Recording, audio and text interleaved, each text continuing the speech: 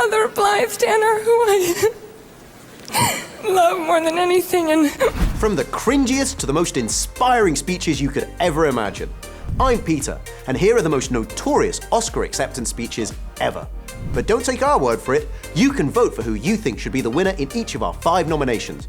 Just click the image to vote in our poll. Best Short Speech. So, if you win, right, come up, accept your little award, thank your agent and your God, and And that's exactly what these two did. In 1991, Joe Pesci won the Oscar for Best Supporting Actor in Goodfellas and delivered one of the most emotional speeches ever. Oh, it's my privilege, thank you. Well, I guess he didn't give a about his Oscar because the Academy didn't give a either. After all, while presenting the nominees, the Academy showed footage from Home Alone instead of Goodfellas. What I can't believe is that he didn't pull off a typical Pesci monologue. Alfred Hitchcock is renowned for both his grasp of horror and minimalism. In 1968, Hitchcock received the Irving G. Thalberg Memorial Award, recognizing producers who present consistently high-quality motion picture production. Thank you. The orchestra was sure he was done and started playing, while instead, in true Hitchcock style, he was just building suspense in his speech. The director tried to continue by saying, "Very much indeed."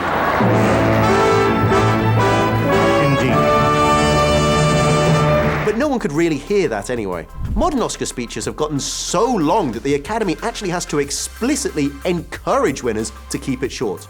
In 2019, for example, Jimmy Kimmel promised a jet ski and a trip to Lake Havasu for the shortest speech of the night, but even that didn't help much. Why waste precious time thanking your mom when you could be taking her for the ride of her life on a brand new jet ski? Not all of the speeches have been cut short voluntarily, though.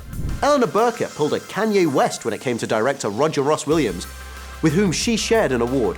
This is so exciting. This is so exciting. Isn't that just so exciting. The classic thing? Apparently, Roger forgot about Eleanor and rushed to the stage to accept the prize. Many co-writers, directors, and producers are often left out, like this awkward moment when Falling Slowly won Best Original Song. Thanks. But none of them cause a scene for not having the opportunity to talk, right? What do you guys think? Pick your winner in our nomination. Best Cringe Speech. I personally can't call it a cringe moment, but it was raked over by the media so much at the time that we have to take a look at it. In 2016, Sam Smith won Best Original Song for his Writing on the Wall soundtrack to the James Bond film Spectre. The poor guy was a bit nervous, saying, I read an article a few months ago by Sir Ian McKellen, and he said that no openly gay man had ever won an Oscar. As it turned out later, Sir Ian McKellen said that no openly gay man had won a Best Actor Oscar.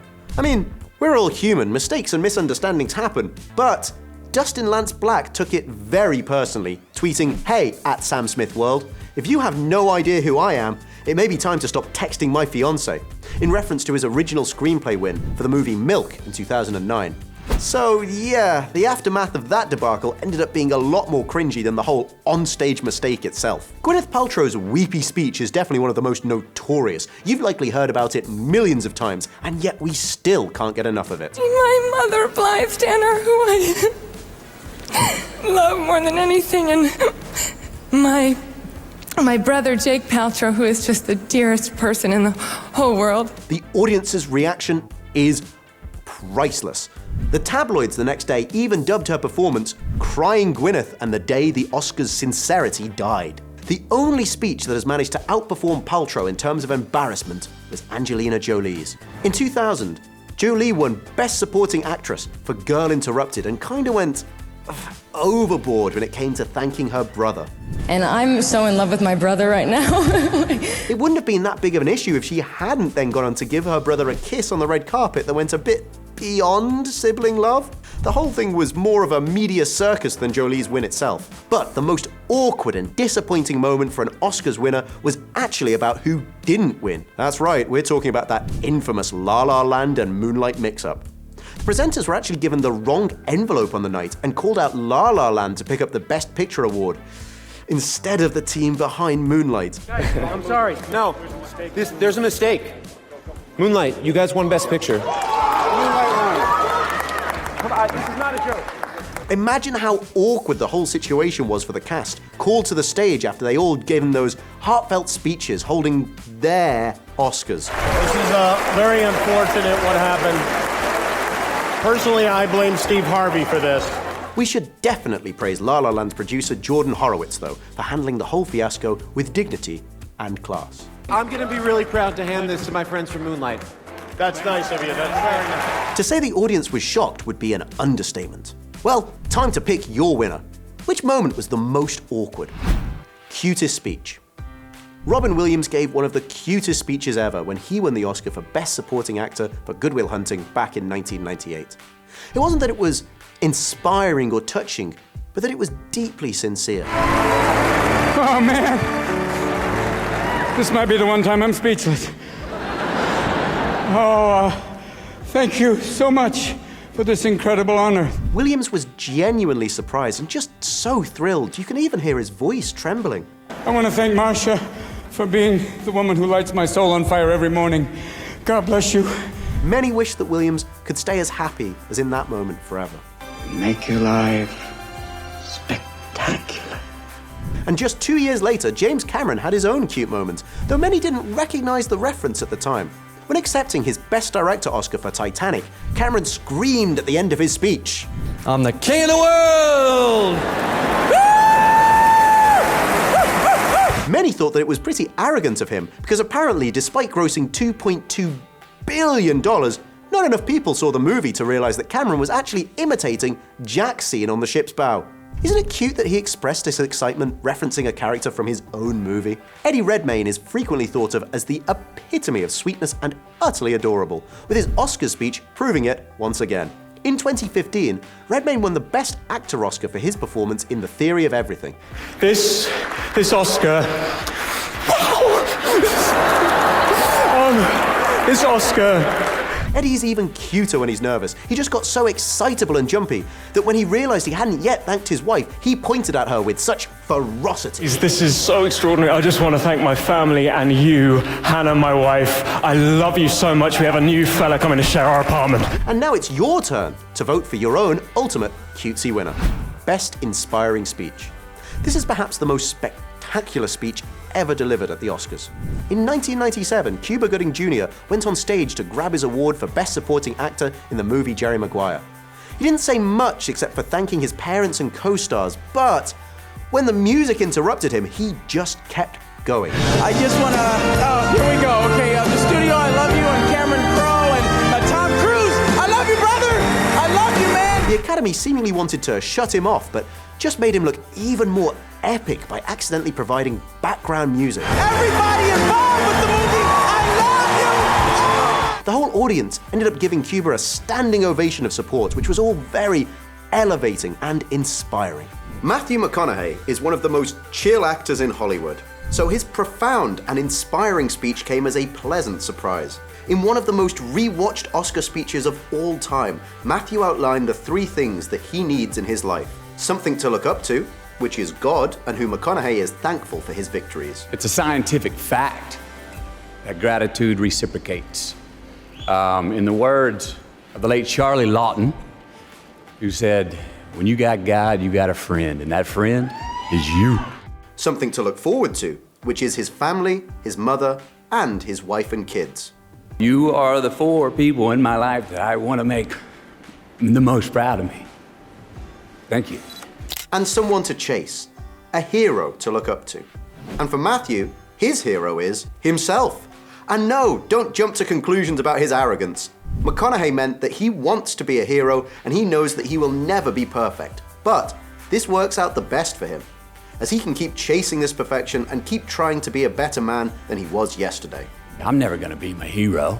I'm not going to attain that. I know I'm not. And that's just fine with me because that keeps me with somebody to keep on chasing. And as the Bible says, thou shalt not worship false prophets, because the only person you have to compare yourself to is your old self.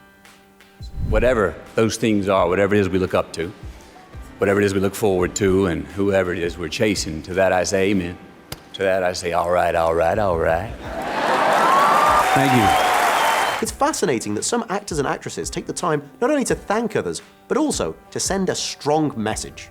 Lady Gaga is renowned as one of the most versatile artists of the modern era, and she dedicated her emotional speech to all the other people fighting for their dreams. It's not about winning, but what it's about is not giving up. If you have a dream, fight for it. And I love how Jennifer Hudson was really into her speech. Gaga preaches love and support, so it's really encouraging when she gets it back in return. And it's not about how many times you get rejected but you fall down or you're beaten up. It's about how many times you stand up and are brave and you keep on going. Thank you. Lupita Nyong'o is also an inspiration for all those dreamers out there, and she gave a very emotional speech which made Benedict Cumberbatch and almost everybody else in the audience break into tears. When I look down at this golden statue, may it remind me and every little child that no matter where you're from, your dreams are valid. Lupita won Best Supporting Actress back in 2014 for her performance in 12 Years a Slave.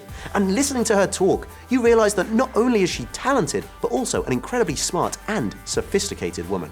It doesn't escape me for one moment that so much joy in my life is thanks to so much pain in someone else's. And so I want to salute the spirit of Patsy for her guidance. And for Solomon, thank you for telling her story and your own.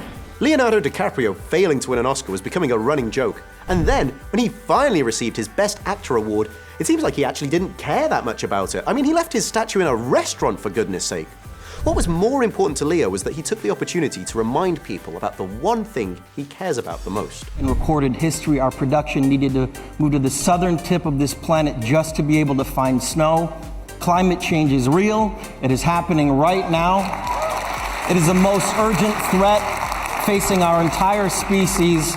It sounds even more devastating to hear him talk about global warming back in 2016, when we know how the world failed to prevent those bushfires in Australia 4 years later. Don't forget to pick your winner for this nomination. Most Controversial Speech. Marlon Brando's speech often features in the Oscars Cringiest Moments videos, but for some reason, most people, including me, agree that it was unfairly booed by the audience. Brando refused to accept his Best Actor Oscar in 1973 and asked Native American actress Marie Cruz, better known as Sasheen Littlefeather, to explain why he turned the award down. And the reasons for this being are the treatment of American Indians today by the film industry. Excuse me. While some booed Sasheen, others were cheering with applause. Littlefeather became an inspiration for Jada Pinkett Smith when it came to her boycotting the Oscars in 2016 over the lack of diversity among the nominees. Michael Moore, meanwhile, won an Oscar for Bowling for Columbine in 2003, but got booed when some felt his speech became too political. We live in a time where we have fictitious election results that elects a fictitious president. We live in a time where we have a man sending us to war. The Academy tried to play him off. Freedom of speech, right? But Moore just kept on going. What do you folks think about our list? Who deserves each nomination the most? Don't forget to vote and leave your own suggestions in the comments. Thanks for watching, and as always, stay awesome.